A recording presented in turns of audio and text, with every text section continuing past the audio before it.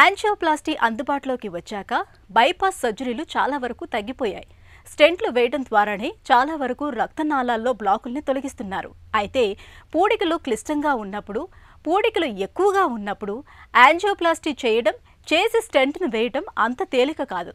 ఇలాంటప్పుడు స్టెంట్ వేయాలా, బైపాస్కు వెళ్లాలా అన్నది పేషెంట్ శారీరక ఆరోగ్య పరిస్థితితో పాటు ఆసుపత్రిలో అందుబాటులో ఉన్న సౌకర్యాలు, సర్జన్ నైపుణ్యాలపైన ఆధారపడి ఉంటుందని చెబుతారు నిపుణులు. గుండెకు రక్తాన్ని మోసుకెళ్లే రక్తనాళాల్లో బ్లాకుల్ని తొలగించేందుకు యాంజియోప్లాస్టీని ఎప్పుడు చేస్తారో, ఎప్పుడు బైపాస్కు వెళ్తారో డాక్టర్ని అడిగి ఇప్పుడు తెలుసుకుందాం.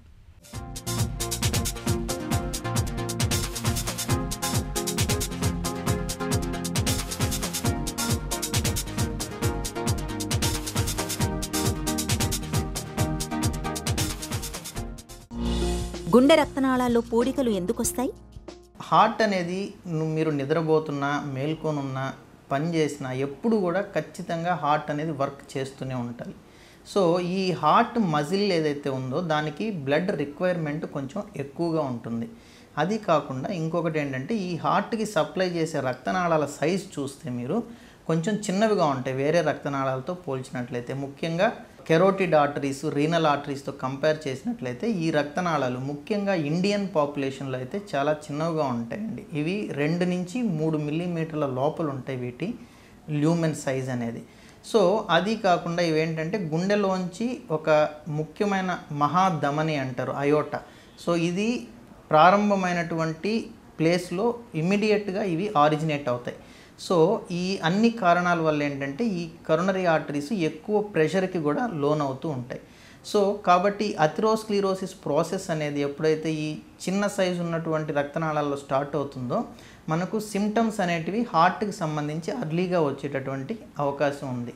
సో ఈ అథెరోస్క్లెరోసిస్ ప్రాసెస్ అనేది మనం ఏదైతే చెప్పామో ఇది కొంచెం చాలా కారణాల వల్ల, ముఖ్యంగా హైపర్ టెన్షన్ కానీ, డయాబెటీస్ కానీ, లేకపోతే స్మోకింగ్ కానీ, ఆల్కహాలిజం కానీ, కొంతమందికి హైపర్ కొలెస్ట్రాలిమియా అని ఉంటుంది. ఇలాంటి కండిషన్స్ ఏవి ఉన్నా కూడా, అంటే బాడీలో కొలెస్ట్రాల్ పర్సెంట్ ఎక్కువగా ఉండడం, హైపర్ కొలెస్ట్రాలిమియా. సో ఈ అన్ని కండిషన్స్ వల్ల కొంచెం అథెరోస్క్లెరోసిస్ ప్రాసెస్ అనేది కొంచెం అర్లీగా అండ్ ఫాస్ట్గా జరిగేటటువంటి అవకాశం ఉంటుంది. సో ఈ రిస్క్ ఫ్యాక్టర్స్ లేనటువంటి వాళ్ళల్లో అథెరోస్క్లెరోసిస్ జరుగుతుంది, కానీ చాలా నెమ్మదిగా జరుగుతుంది. సో ఈ అన్ని రిస్క్ ఫ్యాక్టర్స్ అథెరోస్క్లెరోసిస్ని ఎన్హాన్స్ చేయడం వల్ల ఈ కరోనరీ ఆర్టరీస్లో బ్లాక్స్ అర్లీగా వస్తాయి. కరోనరీ ఆర్టరీ డిసీజ్ అనేది డెవలప్ అయ్యే అవకాశం ఉంటుందండి. రక్తనాళాల్లో పూడికల్ని ఎలా నిర్ధారించుకుంటారు? ఎలాంటి పరీక్షలు చేస్తారు?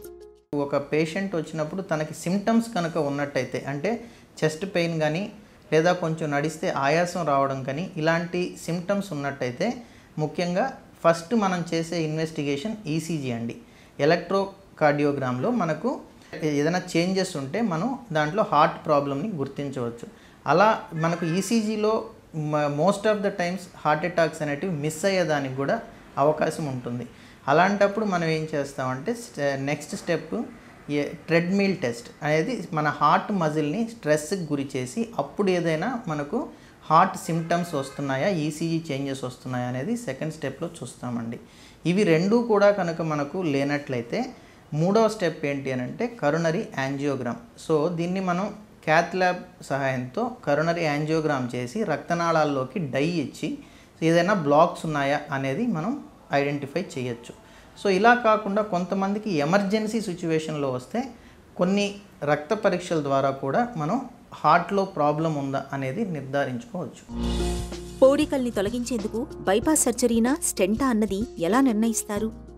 ఎప్పుడు కరోనరీ ఆర్టరీ డిసీజెస్కి బైపాస్ సర్జరీ అవసరం అవుతుంది, ఎప్పుడు మనకు స్టంట్ అవసరం అవుతుంది అనేది ముఖ్యంగా ఎన్ని రక్తనాళాలు బ్లాక్ ఉన్నాయి హార్ట్లో అన్న దాని మీద, ఎక్కడ బ్లాక్స్ ఉన్నాయి అన్న దాని మీద ముఖ్యంగా మనం బేస్ చేసుకొని ట్రీట్మెంట్ అనేది చేస్తామండి. కేవలం ఒక్క రక్తనాళంలో బ్లాక్ ఉన్నట్లయితే మోస్ట్ ఆఫ్ ద టైమ్స్ మనం స్టంట్ వేయడానికే ప్రయత్నిస్తారు ఎవరైనా కార్డియాలజిస్టులు. అలా కాకుండా 2 రక్తనాళాల్లో బ్లాక్ ఉన్నప్పుడు కూడా స్టంట్ వేసే అవకాశం ఉంటే స్టంట్కి వెళ్ళడం అనేదే మెయిన్ స్టే ఆఫ్ ట్రీట్మెంట్. అలా కొంతమందిలో ఇప్పుడు ఇందాక మనం మాట్లాడుకున్నటువంటి 3 రక్తనాళాలు అంటే left anterior descending, left circumflex మరియు రైట్ కరోనరీ ఆర్టరీ, మూడిట్లో బ్లాక్ ఉన్నట్లయితే మనకు స్టంట్ వేయడం అనేది అంత ఉత్తమం కాదండి. ఆ కండిషన్లో మనం బైపాస్ ఆపరేషన్ చేయించుకోవడం అనేది మంచిది. ఇలా కాకుండా కొంతమందిలో ఇందాక మనం మాట్లాడినట్టు left side main coronary artery ఉంటుంది. దాని ఇన్వాల్వ్మెంట్ ఉన్నా కూడా బైపాస్ ఆపరేషన్ అనేది మెయిన్ ఆప్షన్ అవుతుంది. మనకు స్టంట్ లెఫ్ట్ మెయిన్ కరోనరీ ఆర్టరీలో స్టంట్ వేయడం అనేది అంత ఉత్తమం కాదండి.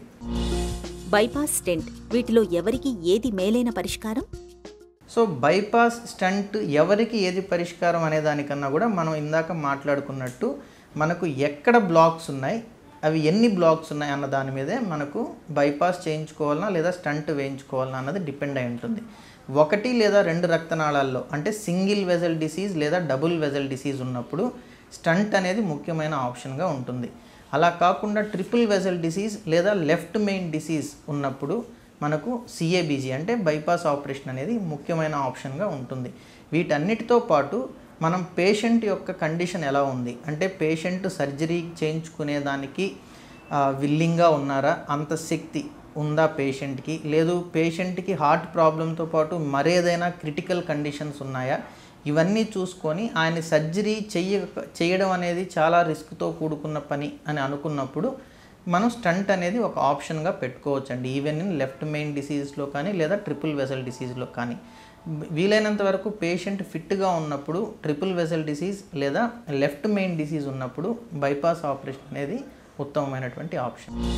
రక్తనాళాల్లో పూడికలు ఏర్పడకుండా ముందు నుంచే జాగ్రత్తలు తీసుకోవచ్చా?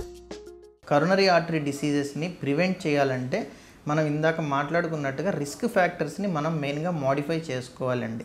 సో రిస్క్ ఫ్యాక్టర్స్ని 2 రకాలుగా డివైడ్ చేస్తారు. ఒకటి modifiable risk factors and non modifiable risk factors. Modifiable risk factors ఏవి అంటే ముఖ్యంగా మన హైపర్ టెన్షన్, డయాబెటీస్, మనకు smoking and other habits like tobacco chewing, alcoholism, వీటన్నిటిని. అలాగే హైపర్ కొలెస్ట్రాలీమియా, కొంతమందిలో ఫెమిలియల్ హైపర్ కొలెస్ట్రాలీమియా ఉంటుంది, జన్యుపరంగా సంభవించేటటువంటి. ఇలాంటి కండిషన్స్ అన్నిటికీ తగు జాగ్రత్తలు తీసుకొని మనం ఈ కండిషన్స్ అన్నిటినీ కూడా కంట్రోల్లో ఉంచుకున్నట్లయితే మనకు ఈ కరోనరీ ఆర్టరీ డిసీజెస్ అనేది కొంతవరకు డిలే చేయడానికి ఆస్కారం ఉంటుంది. అలా కాకుండా కొన్ని ఫ్యాక్టర్స్ అంటే మన చేతుల్లో ఉండనటువంటి అంటే age related factors. So even male or more prone for coronary artery diseases అంటారు. అంటే ఫిమేల్స్లో మెన్స్ట్రుయేషన్ జరిగినంత కాలం కూడా వాళ్ళు ప్రొటెక్టివ్గా ఉంటారు. సో జెండర్ కానీ ఏజ్ కానీ ఇవన్నీ నాన్ మోడిఫైబుల్ ఫ్యాక్టర్స్, వాటిని మనం నియంత్రించలేము.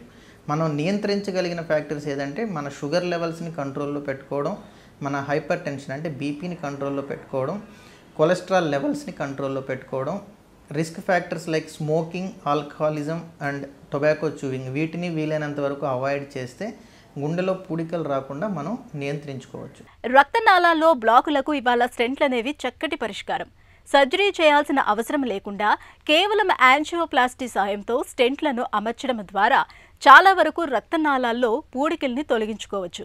అయితే పూడికల శాతం మరీ ఎక్కువగా ఉన్నప్పుడు ఖచ్చితంగా బైపాస్ సర్జరీకి వెళ్లాల్సి ఉంటుంది.